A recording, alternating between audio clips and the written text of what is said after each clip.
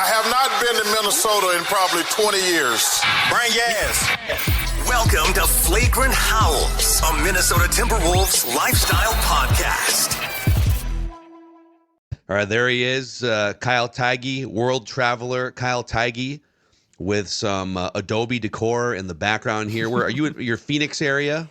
Yeah, I'm in Arizona this week for some personal trip that then got sabotaged by.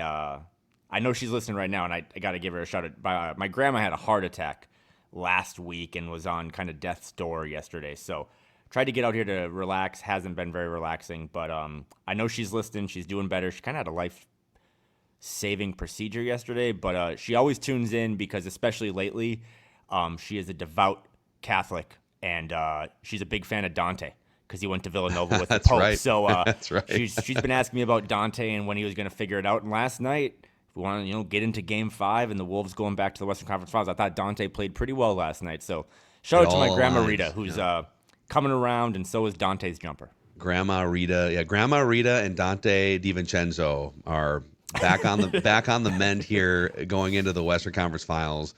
So a real quick, this is the only thing I'll bug you guys with before we dive straight into content here in a random Wolf of the Week. We are doing on Monday night at Brixworth in the North Loop. We're going to do an impromptu, our first ever Flagrant Howls Unplugged event. And hell yeah. My biggest regret is that it doesn't align with because you're going to be in town, but I mean, barring us reshuffling your travel schedule to make like 2 trips to Minneapolis, it won't include Kyle, it sounds like. Maybe we'll talk offline. Maybe we'll find you a PJ or something. We'll get A-Rod to send the jet out for Kyle. But it's going to be 5 to 7 o'clock, Flagrant Howls on Monday at Brixworth in the North Loop. And we appreciate Brixworth's partnership with us throughout the season. It's been such an awesome place for people to gather. They got that Nas Reed Hazy IPA that they've been pouring all season. So come hang out with us. We'll be on the microphones. We'll be slinging our own takes. And we'll be chatting it up with you guys. Brixworth in the North Loop Monday, 5 o'clock to 7 o'clock. I just saw your tweet from a couple hours ago. We've come a long way, friends. The Kyle Theige tagline, and it's a screenshot of ESPN's First Take. Stephen A. Smith battling Udonis Haslem for take of the day, I guess. Should Timberwolves be favorites to win the title now? I feel like it's a little similar to last year in that, going into the first round, Wolves are going to be cooked. Okay, they got by the Suns, they got by the Lakers, but now they're really going to be cooked against the Warriors and the Nuggets. And then by the time we get to this point, everyone's jumping on board the Wolves can win the championship bandwagon. So I actually feel like this is bad juju for the Timberwolves, but it is funny how the conversation has changed over the past 3 weeks, Kyle. Past 3 weeks, past 3 months, past 3 years. I listened to you guys last night after the game, and you touched on a lot of the things I wanted to talk about. But I do think there's really not much else in terms of our favorite meat on the bone phrase to talk about from this series. It's back-to-back series that the Wolves, gentlemen, swept their opponent. The Lakers, they just thoroughly dominated and reminded everyone that where the team is located doesn't mean that that's what the team's success will be. The Lakers were bad, and the Wolves basically dog-walked them. And then all the fun injuries came out. What a great time that was. As for the Warriors, their injury actually was pretty real, and it came out early, and it totally changed the series, and it was a downer for sure. It would have been great to see, especially with how petty I am, Phil, just to see if the Warriors would have swept the Wolves if Steph was available, which would have been funny because all of his teammates were terrible. But when Steph went out, yeah, the Wolves just had to simply not beat themselves, and I thought they did a pretty good job in those final 4 games to get themselves now to, can you believe we're here, right? Like, one Western Conference Finals trip, I think, in 34 seasons, and now 2 years later they go back-to-back. We're spoiled now, dude. It is. I was going to tell you this because I was thinking, I saw this online, but someone tweeted about how since the Grizzlies, that Grizzlies-Wolves series was like our first real taste of being in this, because when the Wolves played the Rockets a couple of years ago under Tibbs, like, that wasn't a real series. But since the Grizzlies beat the Timberwolves in 6 games in the first round of the 2022 playoffs, the Timberwolves have been to the conference finals twice, and the Grizzlies have won 2 playoff games. Wow. Like, that's just a reminder of, like, this isn't breaking news. We are in the golden age of Timberwolves basketball. I don't know. We're not doing the top 100 update today, but when we do, there's going to be a real discussion, and it'll get people heated about where Ant is. Where's Julius right now? Just straight top of your third? head. I don't know. Like, he has been their MVP, I think, through the first 2 playoff series, and that's no shade to Ant. I just think Julius has fit so many things when the bench let them down or certain guys couldn't shoot. I just thought Julius fully has come around again as, like, he's an all-NBA type guy. Like, this is who he was before that nasty shoulder injury in New York, and then he kind of became the scapegoat. So, but in terms of the golden age of Timberwolves basketball, they have the best GM, president of basketball operations they've ever had. They have maybe the best player they've ever had. They certainly, as they continue to do victory laps around the desert, have the best coach they've ever had. And now they're back in a situation where I think last year they were just happy to be there, and that was the vibes you got after they beat Denver in Game 7. I know, talking to Dane last night and Britt Robson, like, the vibes in the locker room last night after they secured the victory were like, all right, when do we play next? And I think that's the change and the pivot. And I think the fan base feels that too. It's like, we've been here before. Now it's time to go do something else that we haven't done. Yeah. Yeah. It's first of all, there were some people that said this was possible on this very podcast. Since we're doing victory laps, a couple people had dug up the tweet that I sent out the day after, or maybe it was like late the night of when the Knicks came. This feels like years ago, but the Knicks came into Target Center in November. Yeah. And absolutely embarrassed the Timberwolves.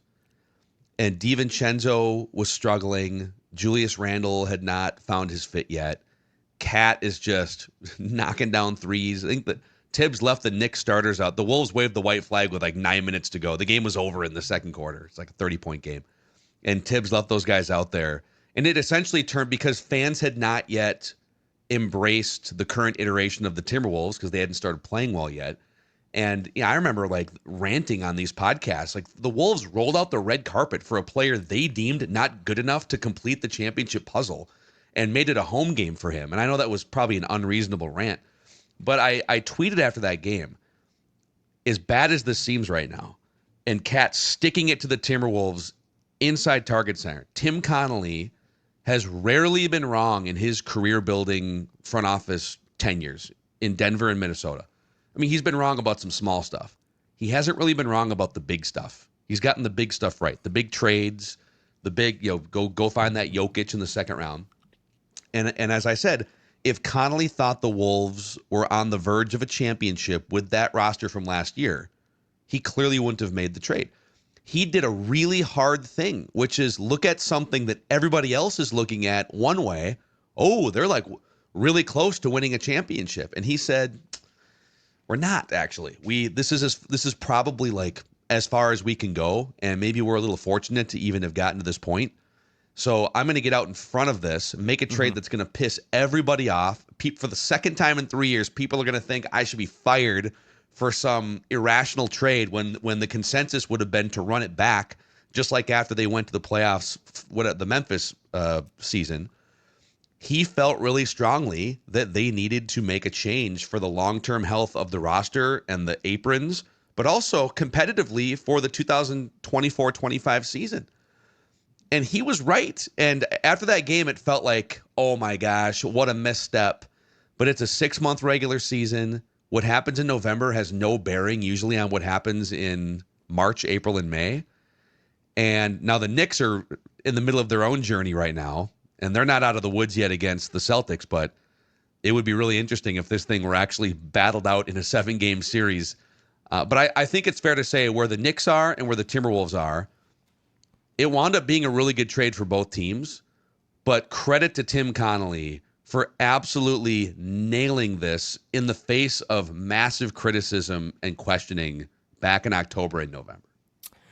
Yeah, that Knicks game, just how it all played out, I mean, it really was weird, right? Like, I think there was like 2 maybe video thank yous. 2 tributes. We had 2, yeah. To Karl and stuff. Again, like a team that if I was Karl, I'd be like, hey, you traded me type thing. Yeah. But I do, when you think back, that's probably the low point of the season, because I think like the narrative matters and the context and all the storylines matter. Like the low point wasn't choking a game away to the Bucks or losing to the Wizards, which, by the way, new policy. I don't know if you're going to have me keep doing Flagrant Howls next season, but if we do, we will never give a bleep about a loss before Valentine's Day, because I still have it burned into my retinas, people being like, November 14th, oh, the Wolves choked away again. Doesn't matter.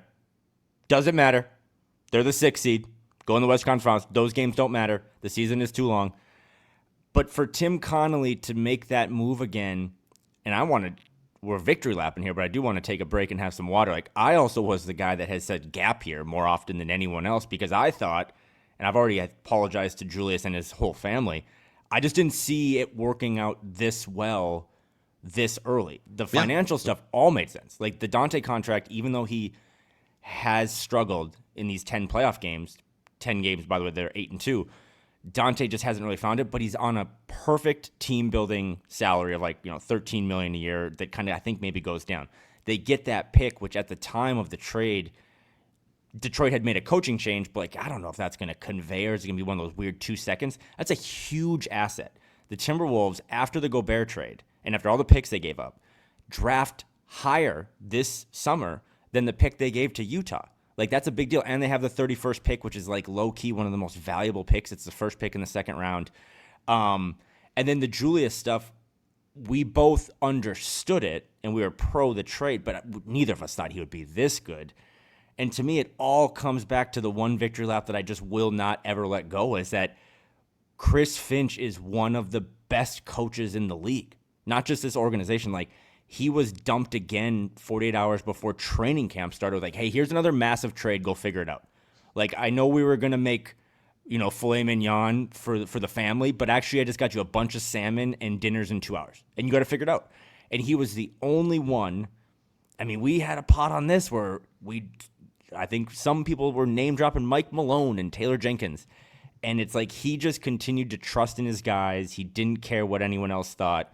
And it led to this point. And I think he and Tim and ownership and everyone gets a ton of credit for believing in something both short-term and long-term that truly worked out. Like, we were always frustrated for 7-8 months that the younger guys weren't playing. And I think that looks pretty dumb. Like, I don't know how you can come out of like this last series and be like, well, they won it in 5, but I would have loved for Jalen Clark to take his warm-ups off. Like, no, you don't get to complain about that. You Although, don't. could I before, let's say Oklahoma City especially closes out their series, could I stump for Jalen Clark one more time? This would be the 3rd playoff series in a row. So, what can we, the guys you could throw at, Steph Curry last round and Jimmy Butler.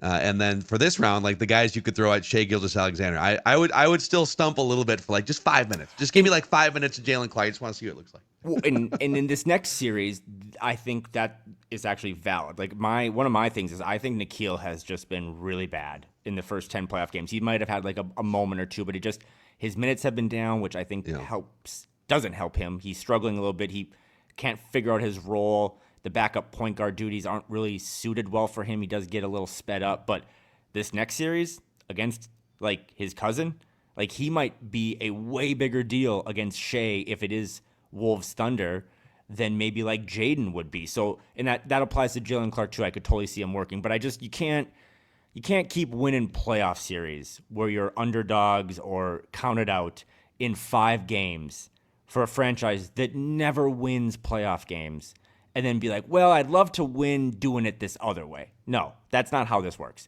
Chris Finch coached his ass off. This team stuck to the 8 starters mentality. And after a really odd game 1 where I think they were kind of like shocked that Steph left and then Draymond hits 4 threes, they righted the ship right away in game 2 and they never looked back. And it was, despite the final score of some of those games, it was never really close. And now they await to see, do they get Denver again, which I think would be a pretty good matchup for them, or do they have to kind of go beat the bully who is OKC to get to the finals and to bring it all the way back to first take? I don't know if they should be the favorites, Phil, despite all the teams that are left, but I'm starting to think about what people might tell their grandkids down the road about this season, Because last year, it was pretty clear to me that the Wolves weren't as good as the Mavs, and they sure as hell weren't as good as the Celtics. Like, the Celtics were – you can't say that now. There's not a team out there that you think, like, that team is definitely better than the Wolves. Like, the Wolves actually have a real chance to hang a banner. And I think that energy was in the locker room last night. Like Ant said, we're not satisfied. Rudy said his stomach wasn't full. That's the right approach now because they have a real chance to get a Larry O'Brien trophy. I love that Rudy's stomach isn't full yet. Let's go, dude. I love that. By the way, I said this when they were down 3-1 saying goodbye to Jason Tatum, that Celtics team is still a problem. And if they get that game 5, they have Olympians on that team. They've got it. I mean, Jaylen Brown took it to another level last night as a playmaker. Derek White. So I still think there's a world in which the Celtics minus Jason Tatum sneak back up on the Knicks and maybe even find their way in the NBA Finals. But to your overall point, this is as wide open of a Final Four, whoever it winds up being, as we've seen. Because usually there's a dynasty or there's a fully formed team like the Celtics that's clearly head and shoulders above. And it's just not the case this year. Just real quick, in the spirit of pettiness, since we're relitigating things from 6 or 7 months ago, there's something that I feel like people have been afraid to say, but if you look, it's just obviously true. People, when comparing like Julius Randle and Karl-Anthony Towns, and I think where most people land is, well, Karl's a better player. Karl's a better player than Julius, but Julius is a great fit here, and he's look at the last 3 months as a fit. Well, you see what's happening again in New York. This is now the 5th playoff season for Towns. So the first one was that Rockets series as a youngster. He was like 22 years old, and Tibbs and Butler just had him standing in the corner for a week against the Rockets in that series. And yeah, they didn't really trust him. He only shot the ball like 12 times a game. But in the other 4, so the last 4 consecutive years, 3 with the Timberwolves, 1 with the Knicks, he has regularly underperformed his regular season output. Last year, it was in the regular season, it was 22 points a game, high efficiency. He was 42% from 3. In the playoffs, down to 19 points a game. He was historically bad from 3 in the first 3 games of that Western Conference Finals. Was really great at parts. And just like against Phoenix and Denver, he had some major high-end games. But I'm sorry, like when you're getting paid $40 or $50 million a year to be the number 2 on a team that aspires to go deep in the playoffs, you don't get to just disappear and get into foul trouble every game. The same thing is happening with the Knicks this year. He's averaging 4.5 personal fouls per game. He is 5 points per game under his season average, and he's 5 percentage points under his 3-point percentage. Like every meaning, his 1 assist per game. And people are going to blame Tibbs for, you got to call more stuff or you got to do this. At some point, as a 29-year-old, this is kind of who Karl is. Like he's a really solid shooting big man who can go on crazy runs and score 60 points on a Tuesday night against the Spurs or the Hornets or whatever. But he is not a reliable number 2 or number 1 guy on a team that wants to win the championship. And Julius Randle, on the other hand, after 2 bad playoff years with the Knicks when he was 26 and 28, he had a bad playoff track record. He has leveled up his game in these 2 playoff series. He's bailed the Wolves out at times when Anthony Edwards has some turnover problems or the 3-point shot's not falling. So if I were to say, all right, right now you have one guy who's, at least with his new team, elevating in the playoffs. The other guy takes a step back. One guy is a much better initiator and playmaker, getting open looks for teammates than the other guy. And one guy has get a bucket as a button on his dashboard. The other guy has, I don't know, like he barrels into the paint and commits offensive fouls. I guess my question is, why are we so afraid to just say what's obvious, which is Julius Randle right now is a better player than Karl-Anthony Towns. Period. I'm going to defend you because I know the comment section is already heating up and we haven't even published this yet. This isn't Phil taking unnecessary shots at a player. This was like one of the first topics that Bill Simmons talked to his friend Jacoby about on their latest pod, where he was just like, I think the caption was like, Karl-Anthony Towns can't help himself. And they talked about Cat's proclivity for fouling. I will say the one thing I do want to defend, because I was looking these numbers up the other day. Karl's shooting this season for the Knicks the lowest amount of three-pointers per game that he's taken since I think the 18-19 season when his coach was Tom Thibodeau. Yeah. So it is weird that Tibbs has never figured out, like, you have this asset, you should use him like a floor spacer rather than this low post menace. So I think that's hurting him. I also just think big picture, watch a lot of Knicks games. I don't know if Karl has had that moment. I think it's pretty easy for Karl to try to fit in places a little more than Julius, actually, who is a little more, he just got a little crispier of a personality. But Julius last night and throughout this whole playoffs was really open about moments during this season where he like had to take a step back, and it allowed him to kind of understand the culture more.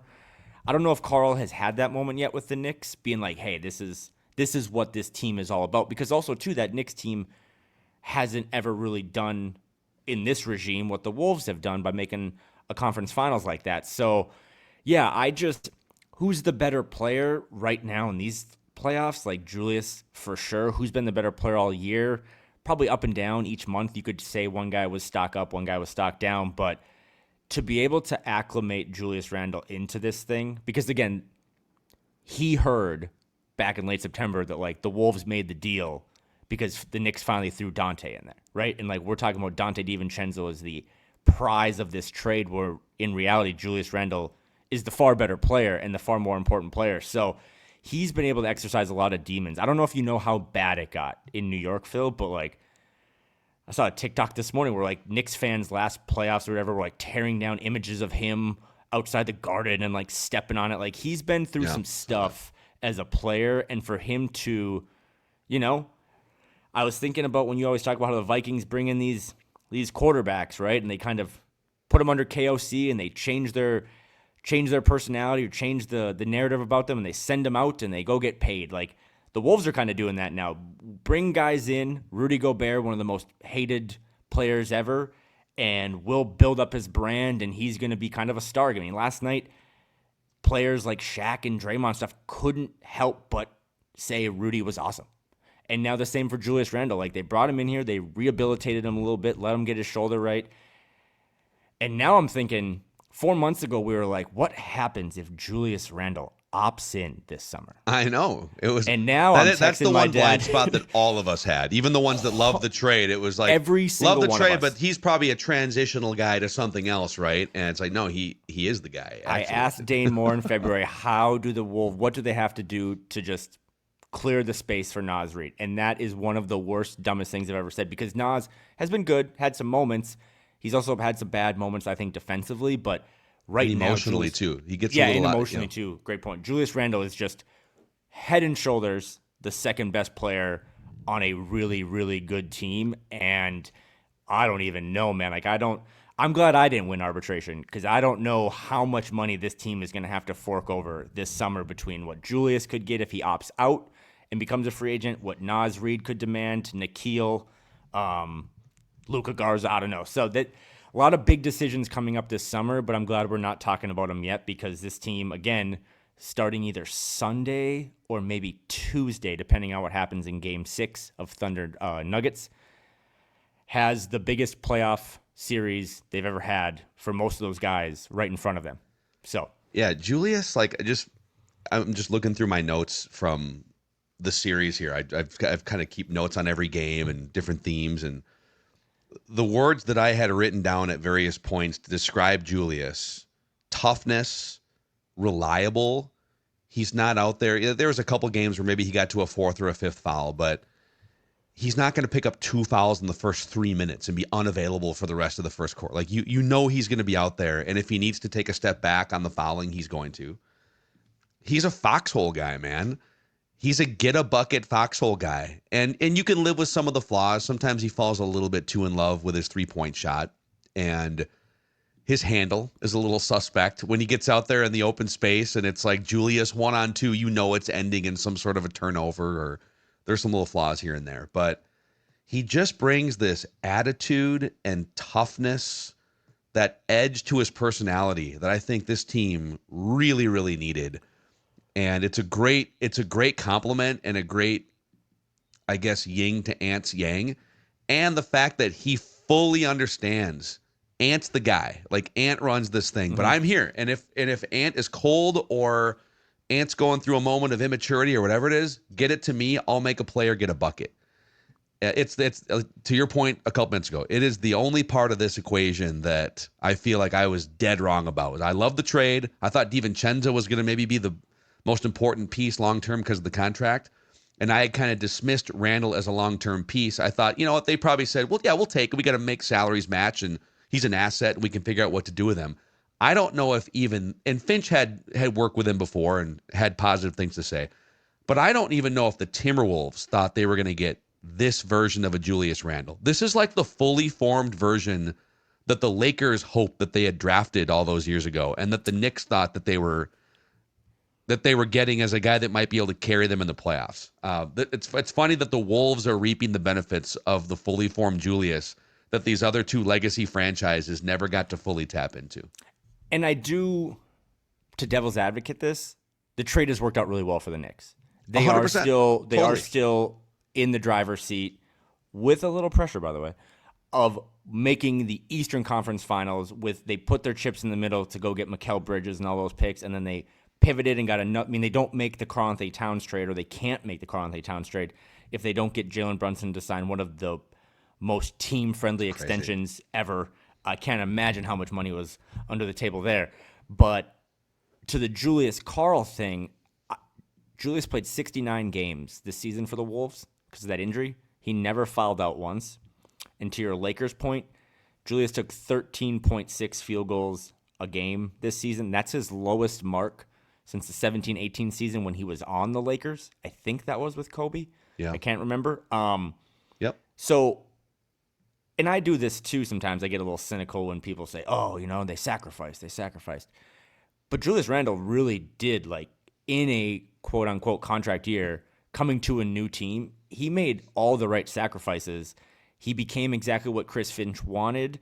I think Chris Finch gave him one of the longest leashes ever. I mean, I still have it burned in my mind of when he wouldn't throw Rudy the ball in Toronto. Like, that was a big thing. And like you were saying, your notes, you're reading all these words that you used to describe Julius. Those were your 2025 notes, right? I don't know if you threw the 24 notes away, but like I had one written down, body language. Body language, great. Selfishness.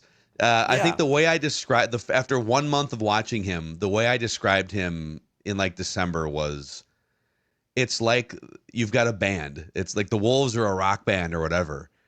And Julius is a great guitar player, but he's just kind of riffing independent of the rest of the band. And sometimes it lines up and it's great, but then other times you're like, dude, we're playing a different song over here. Or like, we actually stopped playing and why you're over here on a totally different note.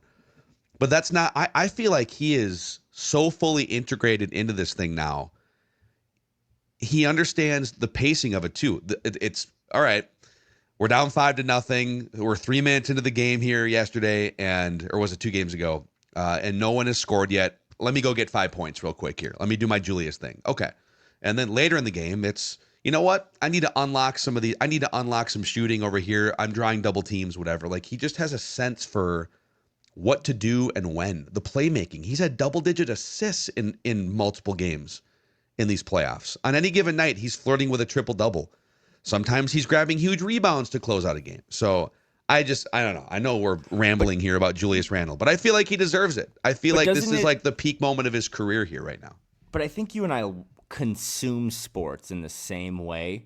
And this is one thing, is like every fan probably consumes it some people just want to tune in for 2 hours, have their team win. If they lose, they're pissed off. And I get all of that. But like the Julius thing to me hammers home a lot of things I've enjoyed about covering this team for 8 years. Or I just like about sports is that the story is really cool, because I don't think if you were anti-Julius in November that you were wrong. Like, one of my favorite tweets at the time was like, there was a situation where the ball was spinning around the perimeter. I think Nikhil took a corner 3 in November, didn't swing it one more to Julius in the slot, and I think Nikhil maybe missed it. And I screenshot it, and I was just like, I have literally seen better body language at the DMV. Mm-hmm.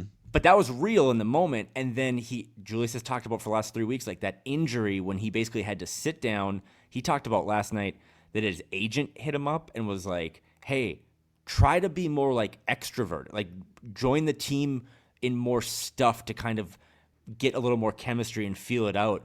And the story, I mean, it is like, not to steal a line from Carl, this is what movies is made of, but Julius's season has been what movies are made of. Like, he came in a day before the whole thing started, didn't know these guys, was probably pissed off, still injured, has this huge financial situation 9 months from now that he has to figure out. And slowly but surely, this culture, and a lot of it goes to Ant and a lot of it goes to Tim and Chris, they acclimated. They said, we'll give you time to figure it out. We'll give you time to rehab and feel it out. And now, I mean, I don't want to say, Phil, that would they have, I'm just asking questions, would they have beaten the Lakers without Julius? Probably still. And maybe they would have beaten the Warriors without Steph, without Julius, but they're going to need this version, if not even a bigger version of Julius, to beat Denver or to beat OKC, because Denver, the one thing Karl gave you last year in the Game 7 or whatever, like, you could put Karl on Jokic and bang and let Rudy kind of roam and Jaden roam. If it's Denver, they're going to have to play Julius a lot, I think, on Jokic.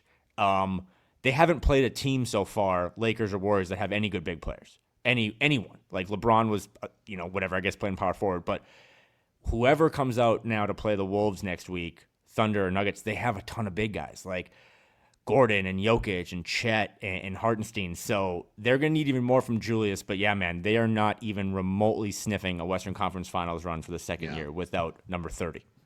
Well, I think we have the official episode title for this one here. It'll just be the Julius Randle Appreciation episode with Phil and Kyle.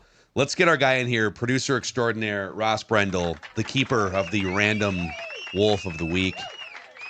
Roscoe, what's going on, man? Boys, how you doing? It's been a little while since we did this, thanks to the nice run of the Timberwolves in my schedule. So I am really looking forward to this, as I believe you two are as well.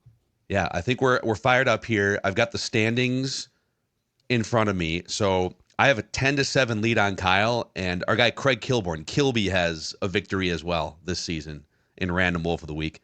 Jake Lehman is the one that Kilby correctly guessed a few weeks back. Malik Beasley is the most recent Random Wolf of the Week. Before that, Wayne Ellington, Joe Ingles, and Anthony Edwards, because the Random Wolf algorithm generator does not discriminate current players, former players, ones you've heard of, ones you haven't. So Ross is going to dish out some clues. We get to throw out guesses whenever we think we know the answer, including a heat check guess. If one of us hits a third incorrect guess, the other one wins automatically. So if you guys are ready, let's rock and roll. Very quickly, can I sidebar you or sidetrack you on Joe Ingles? He has become, along with Luka Garza, maybe even more so than Luka Garza, one of my favorite things about this playoff run. He is hilarious to watch on the bench. It's very Mark Madsen-like for those Lakers teams. Maybe not the dance moves that our guy Mark Madsen had, former Timberwolves great as well. But Joe Ingles, just kind of fun to cheer for, kind of a gregarious guy. Yeah, I think the Wolves have had some great, like 15th guy on the end of the bench, towel waving, morale, high basketball IQ guys. I mean, Mark Madsen's one of them. I was talking to our guy Johnny Krasinski pregame yesterday, courtside from The Athletic, and I said, "Who do you think? If Joe Ingles is gone, like, you got to fill that role, right? That's a really valuable role. Just a guy who he can throw an inbound pass if you need him to, but he's there for like moral support. He's valuable in practice, film sessions, and stuff."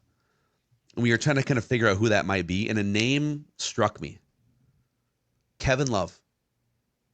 He's coming back. How about Kevin Love ending his career? I don't know if he wants to live in Minneapolis again after he's been in Cleveland for, he's in Cleveland for like 8 years, but he's been in Miami for like the last 3 years. Would Kevin Love come back, play 12 games, 9 minutes a game when you need him? You got a lull in like February or something, and he puts a bow tie on that career.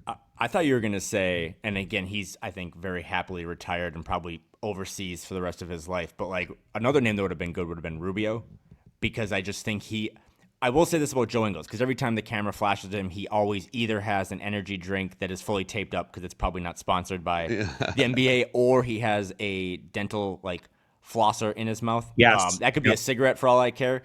But if you talk to people behind, like if you really talk to people that work for the team or like some of the assistant coaches or even the players, Joe Ingles signed here. I don't know how we're doing a Joe Ingles segment, but I love it.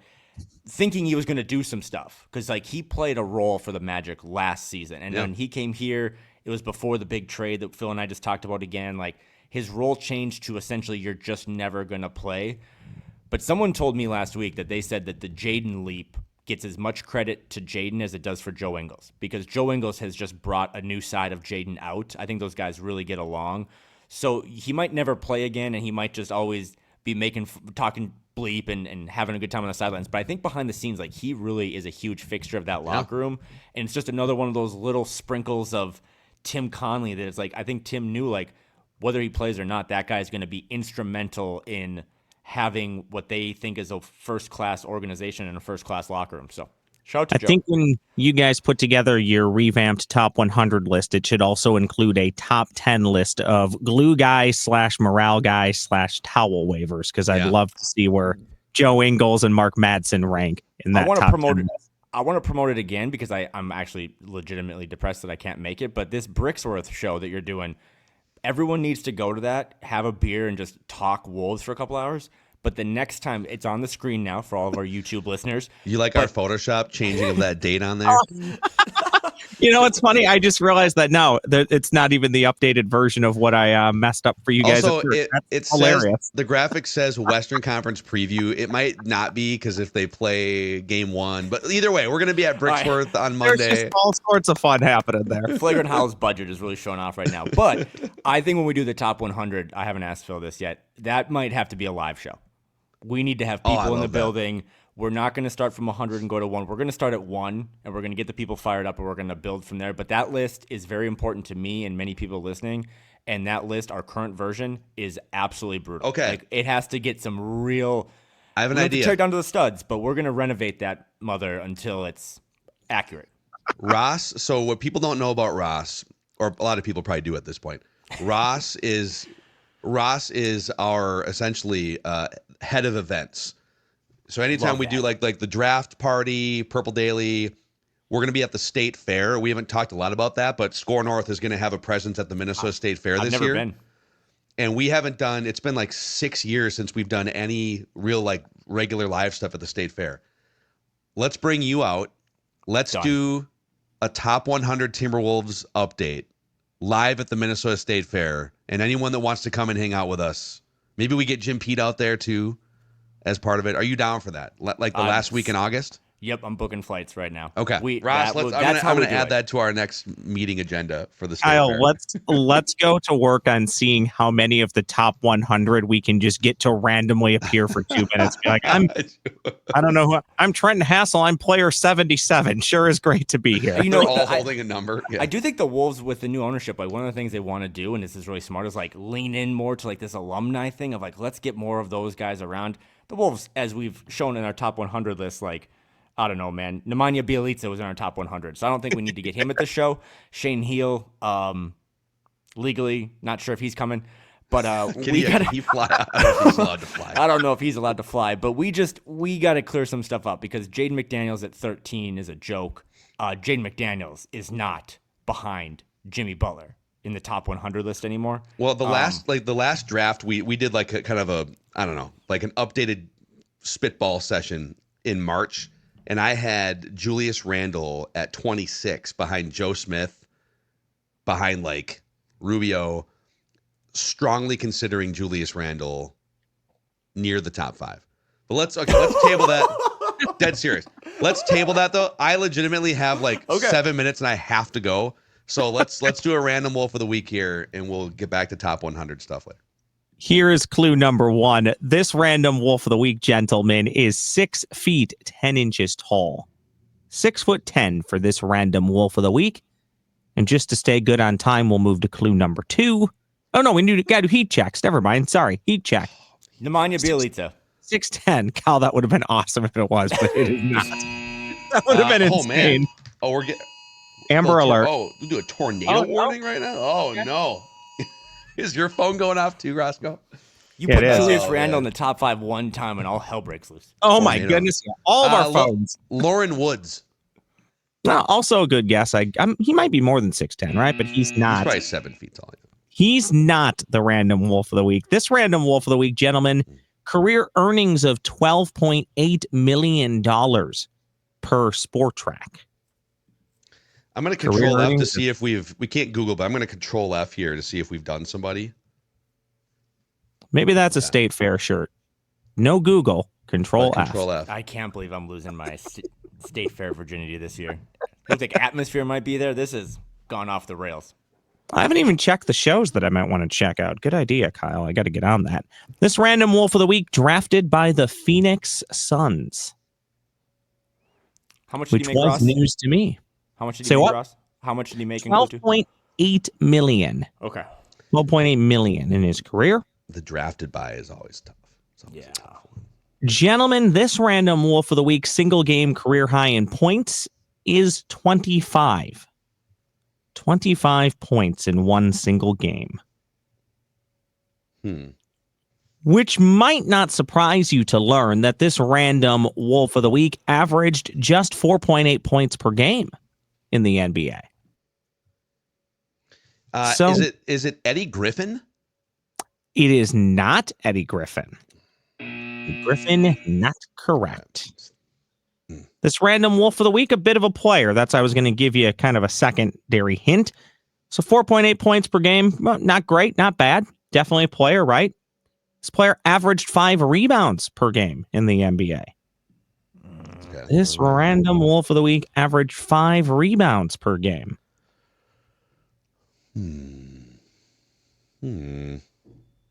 This name, gentlemen, I believe will be very familiar to you because this random wolf of the week played in 13 career NBA playoff games.